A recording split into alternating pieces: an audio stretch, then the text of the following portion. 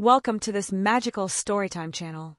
Today, I'm bringing you a tale full of adventure, cleverness, and a very important lesson. The Wolf and the 7 Little Goats.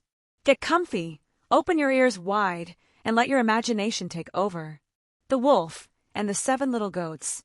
Once upon a time, in a cozy little cottage at the edge of the forest, there lived a kind mother goat with her 7 little kids. Each of her children was unique.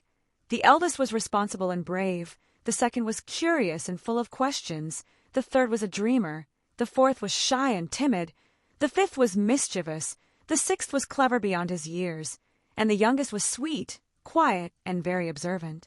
The mother goat loved her children more than anything in the world. Every day, she would go into the forest to gather food, fresh herbs, sweet berries, and tender leaves for her little ones. But the forest was also home to danger, and the most feared of all was the sly and cunning wolf. One bright morning, the mother goat gathered her kids before she left and said gently but firmly, "My dear children, I have to go into the forest to find food for us. While I'm gone, do not open the door to anyone, do you hear me? No one, especially not the wolf. He's sneaky, he can change his voice, and he'll do anything to trick you." The little goats looked up at her with wide eyes, a little frightened. "But mother," asked the second kid, the curious one, "how will we know it's you when you come back?" "That's a very good question," said the mother with a smile. "When I return, I'll speak to you in my soft, gentle voice, and I will show you my white hooves under the door. The wolf has rough, dark paws and a deep, scratchy voice. Don't be fooled." The kids all nodded, hugged their mother tightly, and promised to be careful. When she left, she locked the door securely behind her, and the little goats stayed inside, playing games and keeping each other company. But what they didn't know was that the wolf had been hiding in the bushes nearby. He had heard everything.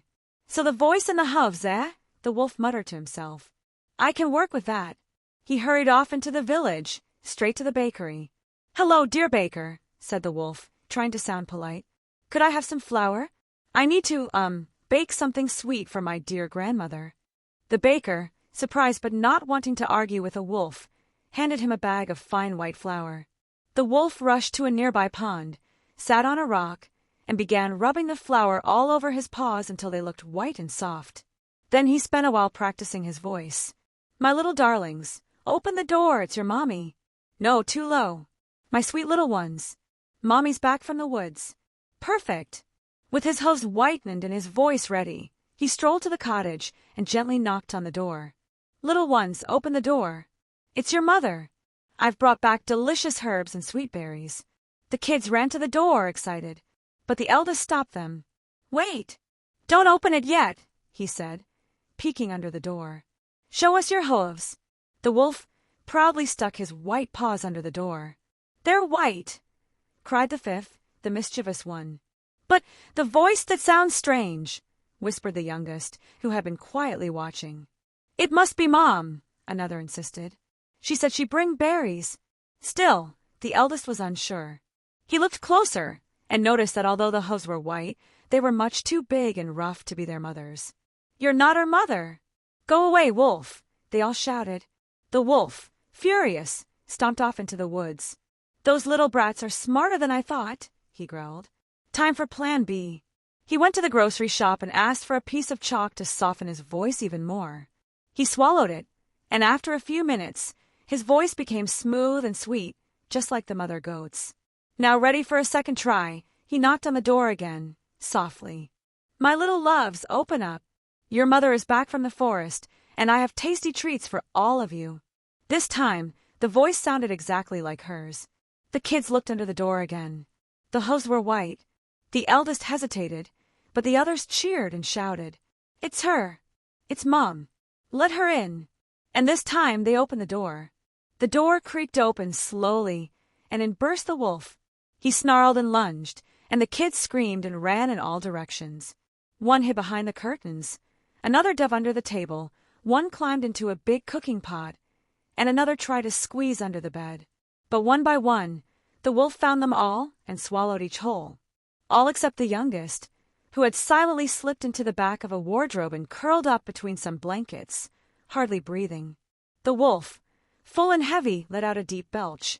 "Ah, "What a feast," he mumbled, and waddled off to the woods, where he lay under a shady tree and fell into a deep sleep. Not long after, the mother goat returned from the forest. When she saw the door wide open and the house in chaos, her heart dropped. "My children, where are you?" she cried, running from room to room. Then she heard a soft sob from the wardrobe. She opened it and found her youngest shivering. "Mama," he wept. "The wolf came. He tricked us, and he ate them." The mother goat's sorrow turned into fierce determination. "Come with me, little one. We'll save them." Following the trail of the wolf's heavy paw prints, they found him snoring under the tree. His belly was enormous and wiggled slightly, as if something was moving inside. The mother goat crept up silently, pulled a small pair of scissors from her bag, and gently cut open the wolf's belly.